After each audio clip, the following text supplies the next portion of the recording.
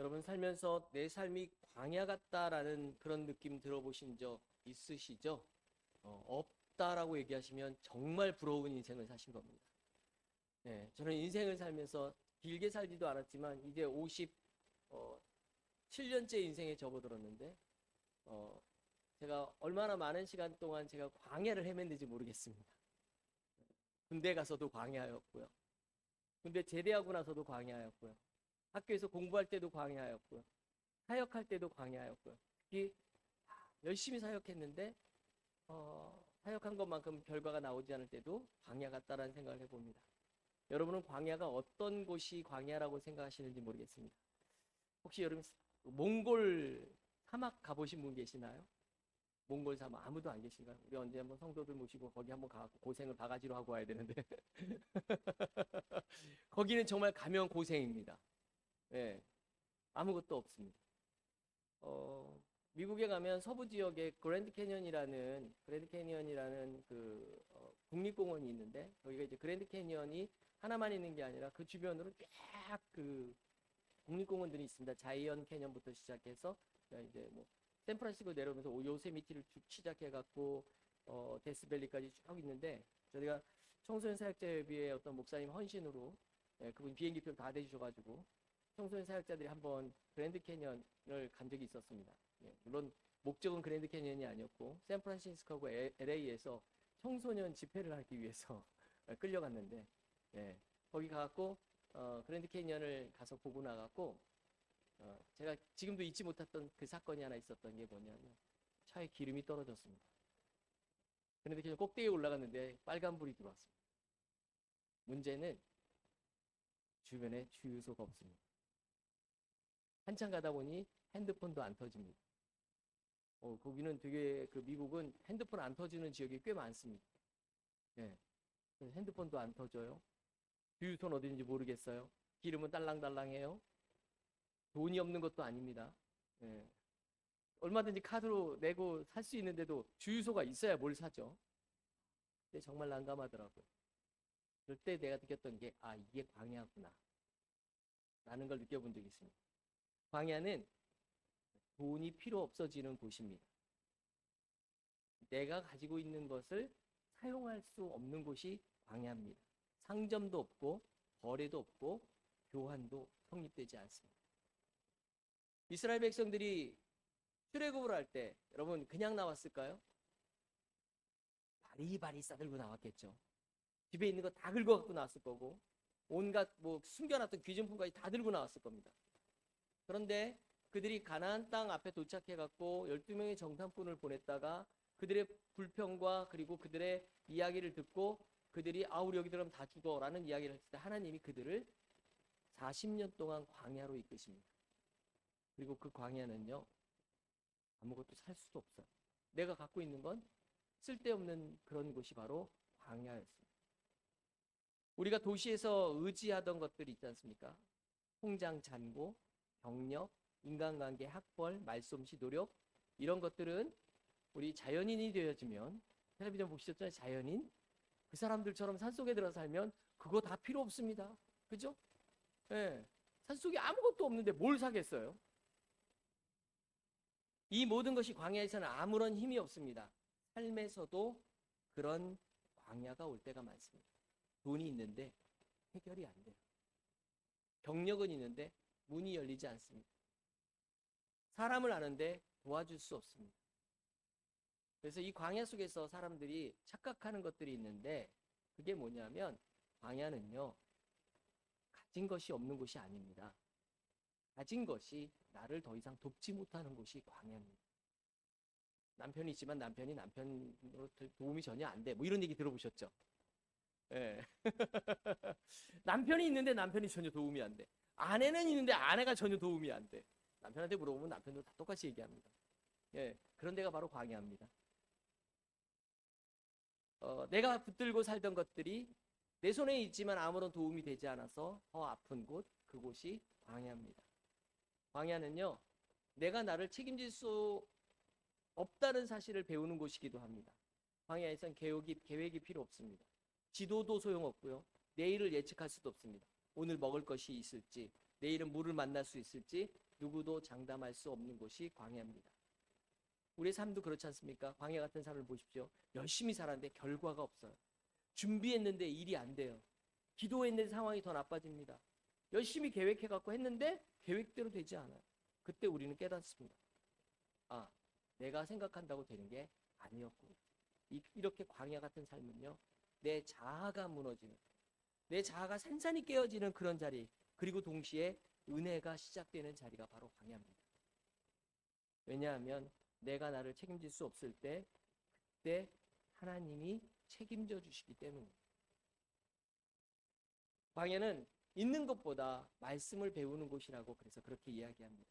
광야에서 중요한 것은 내가 무엇을 가지고 있느냐가 아닙니다. 내가 무엇을 붙잡고 있느냐, 이것이 중요합니다. 이스라엘 백성들 보십시오, 여러분. 광야에서 매일 만나를 받습니다. 그런데 그 만나가 저장이 안 돼요. 그 다음날 되면 썩어버립니다. 내일치까지 모을 수가 없습니다. 왜 그랬을까요?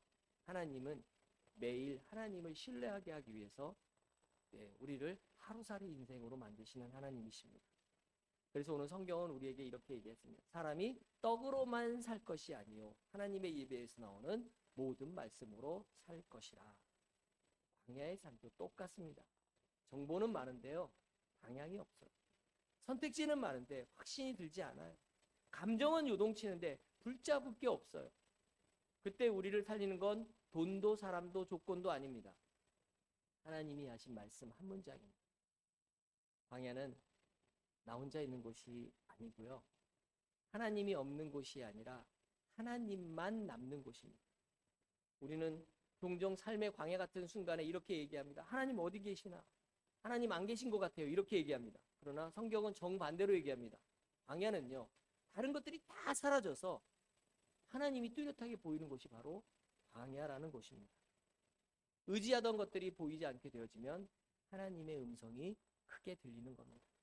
붙잡은 것들이 필요 없어지면 하나님의 손이 보이는 겁니다. 그래서 광야는 고통스럽지만 신앙이 가장 순수해지는 자리라고 그렇게 얘기합니다. 그리고 오늘 성경은 이 광야가 어떤 곳인지 또 다른 관점에서 우리에게 말씀하고 계십니다. 우리가 시험을 오면 이렇게 얘기하죠. 시험 들 때 뭐라고 얘기합니까? 아, 나 망했어요. 하나님 나 버리셨나요? 왜 나만 이런 길을 걷나요? 내가 뭘 잘못했나요? 다 이렇게 얘기합니다. 시험이 찾아오면. 그런데 오늘 마태복음 4장은 그 정반대를 이야기합니다. 시험이 왔다고 하나님이 버린 게 아니고, 시험이 왔다고 내 믿음이 가짜인 것도 아니고, 오히려 하나님은 그 사랑하시는 아들을 광야로 이끄셨다라고 성경을 얘기하는 겁니다.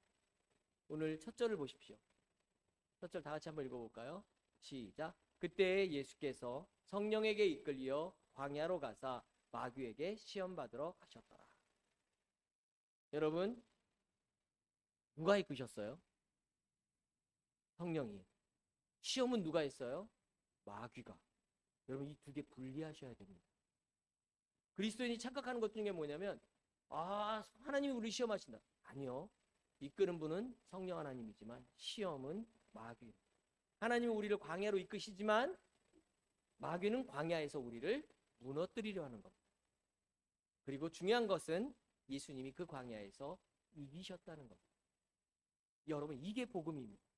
시험이 없는 게 복음이 아니에요. 내 삶에 시험이 없어. 난 광야 같은 세상이 아니야. 이거 여러분 별로 좋은 거 아닙니다. 시험의 한복판에서 예수님이 이미 승리하셨고 그 승리가 우리 것이라는 것이 바로 복음이라는 겁니다.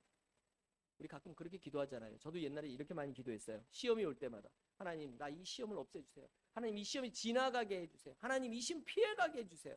이렇게 기도했습니다. 그런데 여러분 그거 아시죠? 없애는 게 목적이 아닙니다. 하나님은 이기게 하시는 게 목적입니다. 하나님이 광야로 예수님을 이끌어 나가셨던, 성령이 광야로 예수님을 이끌어 가셨던 이유는 예수님이 뭐 하게 하기 위해서요? 이기게 하기 위해서. 오늘 설교를 요점을 정리하면 이런 겁니다. 광야 같은 세상에서 시험을 두려워하지 말라. 예수님이 이미 광야에서 승리하셨고 우리는 그 승리에 연합한 사람들이다 라는 겁니다. 한번 따라해 볼까요? 시험이 와도 끝난 게 아니라, 광야가 와도 버려진 게 아니다. 예수님이 이기셨다. 아멘. 광야는, 성경 속의 광야는요, 그냥 광야가 아닙니다. 이건요, 이스라엘 사람들의 그냥 성경 속의 배경이 아니라 이스라엘 사람들의 이야기 속에 나오는 굉장히 중요한 포인트 중에 하나입니다. 이걸 뭐라고 부르냐면 이 광야를 언약의 무대라고 부릅니다. 이스라엘이 출애굽하고 광야에서 40년 보냈죠. 그 40년 하나님이 이스라엘 사람들 언약의 백성을 버리는 시간이 아니었습니다. 훈련하시고 드러내시고 믿게 하는 시간이었습니다. 그죠?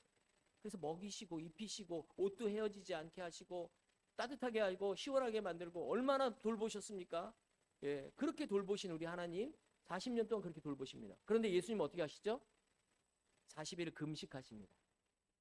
이스라엘 40년을 압축해서 예수님 한 몸으로 다시 걸어가시는 겁니다. 여기에서 우리 신앙의 핵심이 딱 나오죠. 예수님이 단순히 몸을 보이신 게 아니라 언약을 대표해서 순종하시는 참 이스라엘의 모습을 우리에게 보여주시는 겁니다. 그리고 이스라엘이 실패했던 40년 동안 그렇게 먹이고 가리키고 훈련시키고 하나님 보여주시고 드러내셨는데 이스라엘 백성들 가나안 땅 들어가면 뭐죠? 하나님 뒤통수 쳤어요. 우상 숭배하고요. 40년 동안 그 광야 학교가 결국 이스라엘 사람들은 실패했던 자리가 됐습니다. 그런데 예수님은 그 실패의 자리에서 승리하심으로 하나님의 언약의 약속을 성취하시는 겁니다.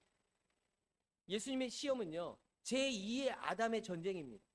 아담이 시험을 받았습니다. 어디서 받았는지 아시죠? 에덴 동산에서 받았죠. 그 에덴 동산이 어떤 곳인지 아십니까? 거기는 풍요의 동산입니다. 모든 것이 다 있고요. 모든 것을 다 할 수 있는 곳이 바로 에덴 동산이었어요. 심지어는 생명나무의 실과까지도 있었던 곳이 에덴 동산입니다. 그런데 아담은 그곳에 다 할 수 있음에도 불구하고 하지 말란 걸 합니다. 그게 아담의 범죄입니다. 아담은 풍요 속에서 넘어진 겁니다. 그런데 예수님은 어디에서 시험을 받으시죠? 광야에서, 결핍 속에서, 굶주림 속에서, 외로움 속에서, 유혹 속에서 예수님은 이기는 모습을 보여주십니다. 이 차이가 바로 복음이라는 거예요. 여러분 기억하세요. 환경이 좋으면 잘할 텐데, 나한테 돈이 많으면 내가 헌금도 많이 했고 봉사도 열심히 할 텐데, 내가 잘 섬길 텐데, 내가 건강만 하면 내가 교회에서 여러 가지로 봉사할 텐데, 내가 노래만 잘하면 성가대를 할 텐데, 뭐 잘하면 할 텐데, 좋으면 될 텐데, 뭐가 좋으면 잘할 텐데. 여러분, 아담은요 최고의 환경에서 넘어진 거 아시죠? 최고의 환경에서 시험 들었습니다. 답은 환경이 아닙니다. 답은 누구죠? 하나님, 예수 그리스도십니다. 오늘 시험을 당할 때 시험 당하셨다가 마귀에게 시험 당하셨다라는 이야기가 나올 때 그 시험이라는 말이 헬라어로 페이라스 데나이라고 하는데요. 제가 어려운 말 잘 안 쓰는데 간만에 한번 써봤어요. 페이라스 데나이라는 말은, 이 말에는 두 가지 방향성을 가지는 이중어입니다. 한쪽에서는요 검증, 연단 이런 뜻도 됩니다. 테스트의 개념이죠. 그리고 한편에서 이건 유혹, 파괴 뭐 이런 뜻도 갖고 있습니다. 템테이션의 개념입니다. 그러니까 트랩이라는 얘기죠. 그러니까 이게 무슨 얘기냐면 똑같은 단어인데 한쪽에선 검증, 연단이라는 말로 쓰여지고요, 한쪽에선 유혹과 파괴라는 말로 쓰여지는 단어가 바로 시험이라는 단어, 우리 성경에서 오늘 본 단어입니다.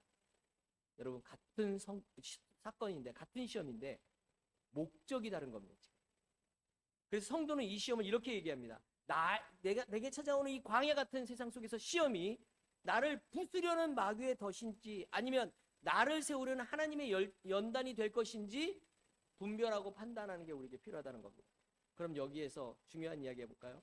여러분, 이 광야 같은 시험이 나에게 마귀가 나를 유혹하고 파괴하려는 마귀 편에서의 시험인지 아니면 하나님이 나를 검증하시고 연단하셔서 나를 정금같게 만드시려는 그 시험인지, 이 결정하는 기준이 뭘 것 같아요, 여러분들? 이 결정이에요. 여기는 시험이고요. 그러니까 여기는 연단이고요. 여기는 유혹과 파괴예요. 이게 여러분이 어느 쪽으로 가시겠어요? 어느 쪽이 됐으면 좋겠습니까? 연단이 되면 게 감사하죠. 그죠? 근데 이게 연단되려면 어떻게 하면 되는지 아십니까? 이 기준은요, 내가 하나님 편에 서 있으면 이게 연단이 되어지는 거고요, 내가 마귀 편에 서 있으면 유혹과 시험이 되는 겁니다. 굉장히 단순하죠. 네. 여러분 하나님 편에 계십니까? 아멘 소리가 작아요. 여러분 하나님 편에 서 계십니까? 그럼 여러분에게 오는 고통과 고난과 환난과 광야 같은 이 삶은 하나님이 여러분을 검증하시고 연단하셔서 정금같이 쓰려는 그런 시간들이라는 걸 믿으시기 바랍니다. 마귀가 유혹할 때는 패턴이 있습니다. 어떤 패턴이 있는지 아십니까? 마귀는 반드시 내 신앙의 정체성을 흔들어 놓습니다. 야, 네가 그리스도인이야? 이런 생각이 들어요. 내가 그리스도인입니까? 정말 내가 그리스도인입니까? 이런 마음이 들게 하고요. 주변 사람들이 자꾸 나한테 그래. 네가 예수 믿어? 아유, 너 같은 놈도 예수 믿어. 이런 소리 들어요. 제가 사실 중고등학교 때 그 소리 많이 들었어요. 야, 너도 예수 믿냐? 네가 교회 다녀? 이런 소리 겁나 많이 들었습니다. 그래서 제가 예수 믿는 말을 안 하고 다녔어요. 하나님 욕먹을까 봐. 네, 좋은 건 아니었죠. 여러분, 마귀가 어떻게 얘기합니까? 예수님께 뭐라 그러죠?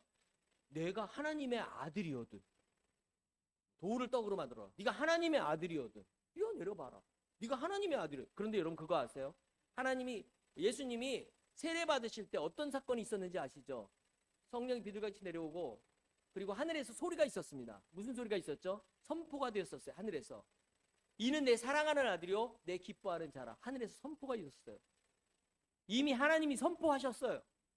그런데 그 다음 장면이 광야의 시험인데 마귀는 그 하나님의 선언을 부정하고 있는 겁니다.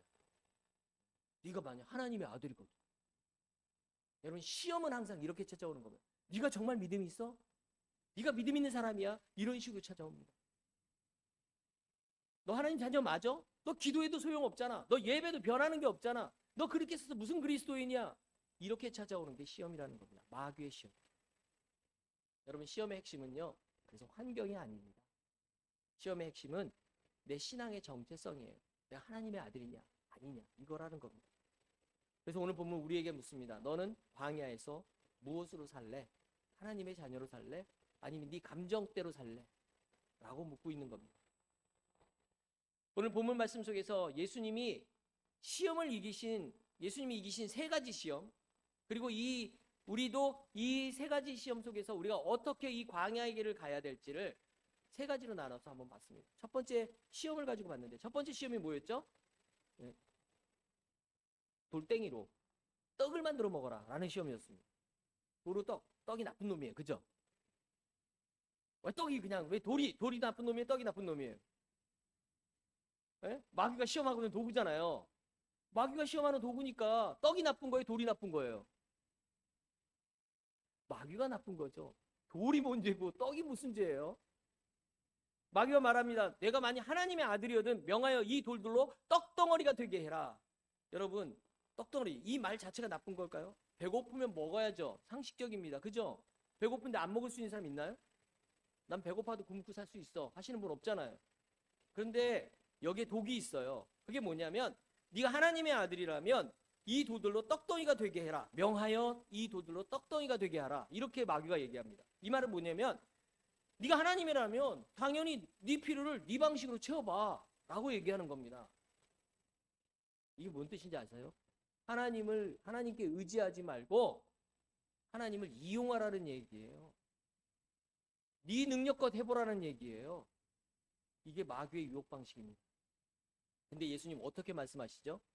사람이 떡으로만 살 것이 아니요 하나님 입으로부터 나오는 모든 말씀으로 살 것이라 이렇게 얘기합니다. 신명기 8장 3절을 말씀하시는 겁니다. 여기서 포인트는 제가 그랬잖아요. 떡이 나쁜 거예요? 돌이 나쁜 거예요? 물어봤죠? 네. 떡이 나쁘다 돌이 나쁘다가 아닙니다. 돈이 나쁘다 부자가 나쁘다 이런 얘기도 아닙니다. 포인트는요 뭐죠? 여기에 떡 뒤에 뭐가 붙어요? 떡으로 뭐 붙어 있어요? 떡으로 만. 만약에 예수님이 사람이 떡으로 사는 것이 아니오 그래서 우린 지금부터 떡을 먹으면 안 됩니다. 네. 떡 먹으면 안 되고요. 밥만 먹어야 됩니다. 그게 그건가? 웃자고 하는 얘기인데 아무도 안 웃어요. 사람이 떡으로만 살지 않습니다. 예수님이 하신 말씀입니다. 그죠? 네. 성도는 필요가 있지만 필요가 주인이 되면 안 된다는 겁니다. 우리가 돈이 필요하지만 돈이 주인이 되면 안 되죠. 그죠? 배고픔이 주인이 되면 여러분 신앙은 바로 무너집니다. 내 필요가 주인이 되어지는 순간 신앙이 무너지는 거예요. 우리 똑같아요. 예, 우리가 광야 같은 삶 속에서 이런 소리가 들려오죠. 아, 돈이 없으면 원칙 따지지 마라. 시간도 돈도 없는데 무슨 원칙을 따져? 신앙이 문제. 당신 돈 없는데 지금 뭔 소리야? 이렇게 얘기하고요. 시간 없으면 예배는 나중에 드려라. 외로우면 지금 급한데 아무 관계나 붙잡고 가. 직장 다니시는 분 힘들어? 그러면 술 한잔 하면서 잊어버려. 이렇게도 얘기합니다. 남자들 담배 피시는 분들은 힘들 때마다 하나님 의지하지 않고 담배를 열심히 빨아대죠. 그래서 제가 알고 있는 어떤 형제는 담배를 필 때마다 한 모금 빨 때마다 주여 이러고 앉아 있어요. 왜 그러냐 그랬더니 담배 의지하지 않고 주님을 의지하기 위해서 그렇대요. 여러분, 광야에서 가장 위험한 건 배고픔이나 내 피로가 아니고요. 배고픔 때문에 하나님을 포기하는 마음이 정말 위험한 겁니다. 여러분, 우리가 이 광야의 같은 세상 속에서 시험을 두려워하지 말아야 되는 것 여러분 기억하십시오. 예수님이 이미 이기셨다. 예수님이 그냥 혼자 이기신 게 아니에요. 예수님의 개인기가 아니에요. 언약의 대표로서 우리 두 번째 아담으로서 그리스도인들을 대표해서 이긴 승리입니다. 그래서 우리는 그 승리에 연합한 자들이 되어지는 겁니다. 여러분, 우리 대장 대신 예수님이 이겼어요. 그럼 우리는 예수님의 군졸들 병졸이면 병사들이면 우리 예수님의 군대면 우리는 지는 싸움인가요? 이기는 싸움인가요? 대장이 이미 이겼다니까요. 우린 이기는 거예요. 예. 대장이 이겨놓은 싸움입니다. 그래서 우리는 이렇게 선포해야 됩니다. 결핍이 와도 나에게 궁핍이 찾아와도 내가 가진 게 없어도 나는 버려진 자가 아니다. 부족함이 와도 하나님은 나를 떠나지 않으셨다. 나는 떡을 섬기는 사람이 아니라 말씀을 섬기는 사람이다. 이런 고백이 있기를 축원합니다. 두 번째 시험은요, 증명의 시험이라고 부릅니다. 마귀가 예수님을 성전 꼭대기에 데려갑니다. 그리고 말합니다. 네가 만약 하나님의 아들이거든 뛰어내려라. 기록되었을 때 그가 너를 위하여 그의 사자들을 명하시리라. 마귀가 성경을 인용해요. 그래서 시험이 더 무서운 겁니다. 예, 여러분 말씀의 옷을 입고 찾아오는 시험들 대표적인 게 뭔지 아시죠? 이단 사이비들은 다 성경 갖고 이야기하는 거 아시죠? 신천지 애들 다 성경 갖고 이야기합니다. 그래서 거기에 빠져들고요. 여러분 마귀는 말씀을 잘 사용합니다. 그런데 그거를 어떻게 사용하죠?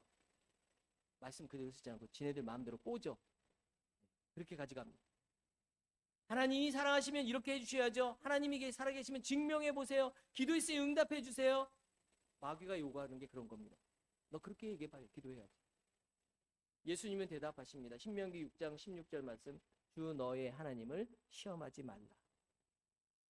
여러분 여기서 믿음과 시험의 차이를 배워야 됩니다. 믿음은요 하나님께 매달리는 거고요.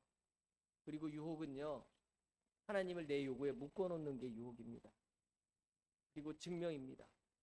광야에서 우리는 자꾸 하나님께 증명을 요구합니다. 하나님 진짜 보여주세요. 하나님 이번만큼 결과로 보여주세요. 하나님 내가 하나님의 자녀란 증거를 보여주세요. 맨날 이렇게 기도하면 하나님이 어떻게 되는지 아니까 그 순간 내가 하나님이 되어지는 거고, 예. 그리고 내 기준이 내가 되어지는 거고, 하나님은 내 기준에 따라 움직이는 사람으로 하나님으로 만드는 겁니다. 그러나 성도는 다릅니다. 성도는 광야 같은 이 산 속에서 이렇게 고백해야 됩니다. 하나님은 내 방식으로 증명되는 분이 아니십니다. 하나님이 내 방식으로 증명되지 않아도 하나님은 내 하나님이십니다. 나는 결과가 아니고 약속으로 삽니다. 라고 고백하셔야 됩니다. 이게 바로 약속의 신학입니다. 우리는 눈에 보이는 결과로 하나님을 판단하는 사람들이 아니라 하나님의 말씀 위에 서 있는 사람들이기 때문입니다. 그 약속의 최종 보직이 바로 십자가와 부활로 확증하신 예수 그리스도십니다. 그래서 여러분 시험이 오면, 광야 같은 시험이 오면 여러분 이렇게 외치셔야 됩니다. 하나님 저는 증명의 요구를 내려놓겠습니다. 하나님 저는 약속만 붙잡겠습니다. 하나님 저는 하나님을 시험하기 위해서 성전 꼭대기에서 뛰어내리지 않겠습니다. 이런 고백이 있으시기를 축원합니다. 마지막으로 세 번째는 영광의 시험이라고 얘기합니다. 마귀가 예수님한테 했던 시험. 그 시험이 어떤 시험인지 아세요? 마귀가 마지막으로 세상 나라의 영광을 보여주며 말합니다. 만일 네가 내게 엎드려 경배하면 이 모든 것들을 내게 주리라. 여러분 예수님이 공생애를 왜 시작하셨는지 아시죠? 공생애를 시작하신 이유가 뭐예요? 예수님 이 땅에 오신 이유가 뭐죠? 십자가에서 사람들 대신 죽으시기 위해서 오셨죠. 그런데 마귀는 이렇게 얘기합니다. 그럴 필요 없어. 그냥 나한테 경배하면 그냥 죽게. 네 맘대로 해. 라고 얘기하는 겁니다. 나한테 경배만 하면 내가 다 줄게. 네 맘대로 해. 이 세상 네 맘대로 해도 돼. 라고 얘기하고 있는 겁니다. 이게 뭔지 아세요? 십자가 없이 그냥 가져가라는 얘기입니다. 이 세상 모든 영광을 십자가 없이 가져가라는 이야기입니다. 고난 없는 영광, 순종 없는 성공, 기다림 없는 결과, 이게 바로 마귀의 방식입니다. 예수님은 다시 신명기 6장 13절 말씀으로 말씀하십니다. 사탄아 물러가라. 기록되었으되 주 너의 하나님께 경배하고 다만 그를 섬기라. 여기서 예수님은 어떤 길을 선택하신 거죠? 쉬운 길이 아니고 아버지의 길, 우회로가 아니고 십자가의 길을 선택하시는 겁니다. 여러분, 광야 같은 세상에서 우리를 제일 많이 흔드는 게 뭔지 아십니까? 조금만 타협하면 더 빨리 올라갈 수 있어. 조금만 속이면 손에 안 봐. 조금만 나무를 밟으면 살아남을 수 있어. 내가 쟤보다만 잘하면 돼. 유명한 얘기가 있어요. 어떤 청소년 2명이, 한국 청소년 둘이 밀림의 한가운데 떨어졌는데 숲속을 헤매다가 호랑이를 만났대. 호랑이를 만나고 호랑이가 어흥 잡아먹어야 되겠다 그랬더니 한 녀석이 신발끈을 막 묶더래요. 그러니까 옆에 있는 애가 야 우리 틀렸어. 우리가 아무리 빨리 도망쳐도 저 호랑이보다 빠를 수 없어. 그랬더니 신발끈 묶으면서 뭐라 그랬을까요? 얘가 난 너보다만 빨리 뛰면 돼.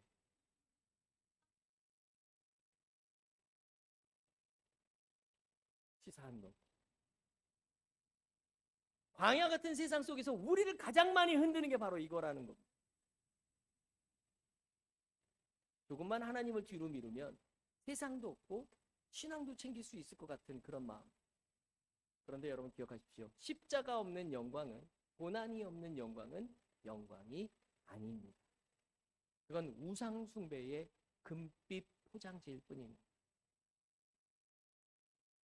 오늘 예수님이 사탄아 물러가라 라고 얘기하시는데 그렇게 해서 사탄이 물러가잖아요. 그리고 그 승리가 우리에게 그리스도인의 예수 그리스도의 군대된 우리에게 똑같이 이제 전가되어져 봅니다. 우리가 그리스도와 연합해서 같은 길을 걷기 때문에 우리 그 승리 안에 거하고 이 광야 같은 세상 속에서 마귀에게 이길 수 있다라는 겁니다. 오늘 본문 마지막에 굉장히 중요한 말씀이 나옵니다. 이에 마귀가 예수를 떠나고 천사들이 나와 수종되니라. 여러분 이게 하나님의 방식입니다. 광야 끝에 하나님의 돌보심이 있습니다. 시험은 영원하지 않아요. 광야가 영원할 것 같아도 끝이 있습니다. 마귀는 떠나게 되어 있습니다. 우리의 하나님이 이미 이기셨기 때문에, 우리 예수님이 이미 이기셨기 때문에 우리 시험은 언젠가 끝이 날 겁니다. 어려운 상황들은 끝이 날 겁니다. 하나님의 수종이 반드시 옵니다. 그래서 우리는 이것 한 가지만 꼭 기억하셔야 돼요. 광야의 목적은 날 파멸시키려고 주시는 것이 아니라 내가 어떤 사람인지, 내가 어떤 그리스도인지 하나님이 나를 갈고 닦아서 제대로 된 그리스도인을 만들기 위한 것이다. 시험의 끝은 실패가 아니다. 좀 넘어져도, 좀 주저앉아도, 좀 좌절해도 하나님은 여전히 나를 돌보시고 계신다. 그리고 그 모든 길의 한복판에는 이미 승리하신 예수님이 계신다라는 겁니다. 광야 같은 세상에서 시험을 두려워하지 마십시오. 여러분, 여러분의 광야는 어디입니까? 직장입니까? 사람들 때문에 힘들죠. 숨 막히죠. 관계 속에서 어렵죠. 가정입니까? 이건 남편이라고는 자식이라고 맨날 칼질만 해도요. 어떤 칼입니까? 말로 칼질을 합니다. 네. 상처 주고요. 네. 이건 자식이라고는 어째 일주일에 한 번 전화해도 왜요? 이러고 앉았고 말이야. 그죠? 속상합니다. 네. 또 관계가 광야 같은 관계가 있습니다. 사랑받고 싶은데 늘 불안하죠. 혼자 있을 때 내 마음 제일 광야 같습니다. 혼자 있는 마음들 제일 광야 같습니다. 제일 많이 무너집니다. 그러나 이 광야에서 우리가 시험을 두려워하지 않는 이유는 예수님이 이기셨고 우리에게는 말씀이라는 무기가 있고 그리고 이 광야 끝에는 하나님의 돌보심이 존재하기 때문입니다.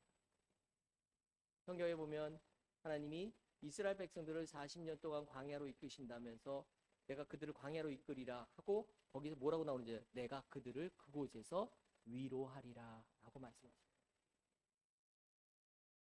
사랑하는 여러분, 하나님의 위로가 있는 우리의 삶이 되시기를 바랍니다. 광야는 끝납니다. 시험은 떠납니다. 그리고 하나님이 우리를 돌보아 주시고 은혜 주실 줄 믿으시기 바랍니다. 여러분, 두려워하지 마십시오. 광야 같은 삶이 찾아올 때 걱정하지 마십시오. 예수님을 붙잡으십시오. 그러면 우리의 삶이 달라질 줄 믿습니다. 오늘 찬양을 한 곡 준비했습니다. 광야를 지나며라는 찬양이 있는데요. 김영일 목사님이 설교 시간에 신의 악단 이야기를 하셔서 저도 가서 봤더니 거기에 이 노래가 나오더라고요. 네, 아니 지방에 가느냐고 용산역에서 기차를 타러 갔는데 시간이 애매해갖고 다음 기차까지 시간이 너무 많이 남아갖고 그 덕분에 영화를 봤습니다. 네, 광야를 지나며라는 찬양 우리 함께 한번 불러볼게요.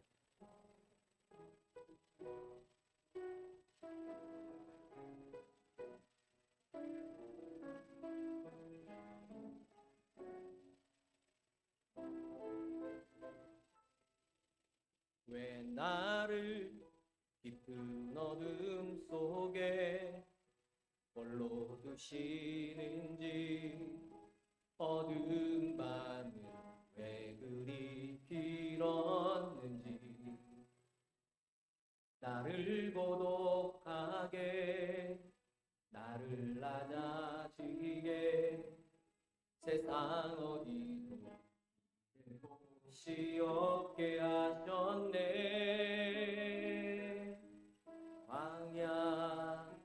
광야에 서 있네.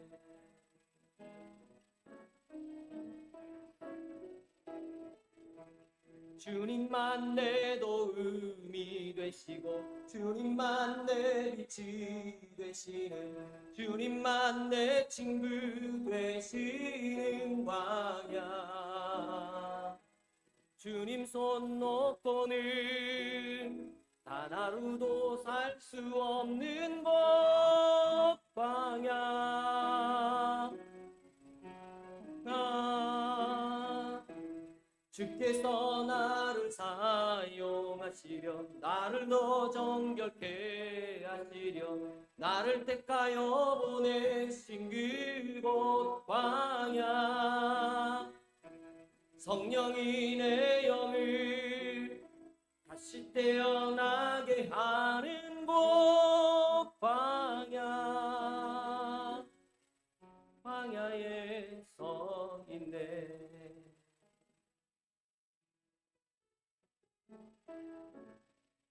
내 자가 산산이 깨지고 높아지려 했던 내 꿈도 주님 앞에 내어놓고 오직 주님 뜻만 이루어지기를 를 통해 주님만 드러나시기를 광야를 지나며 기도하시겠습니다. 주님, 광야 같은 세상 속에서 흔들리는 우리를 불쌍히 여겨 주옵소서. 시험이 올 때마다 버려졌다는 거짓말에 속지 않게 하시고 광야에서 이미 승리하신 예수 그리스도의 승리를 붙잡고 살아가는 우리가 되게 하여 주옵소서. 우리의 결핍 속에서 하나님을 거래하지 않게 하시고 우리의 불안 속에서 하나님을 시험하지 않게 하시며 우리의 욕망 속에서 십자가 없는 영광을 구하지 않게 하여 주옵소서. 오직 기록된 말씀으로 살게 하시고 성령의 인도하심을 따라 걷게 하시며 광야 끝에 반드시 하나님이 우리를 보살펴 주신다는 약속으로 오늘도 버티고 견디게 하여 주옵소서. 예수님의 이름으로 기도드리옵나이다. 아멘.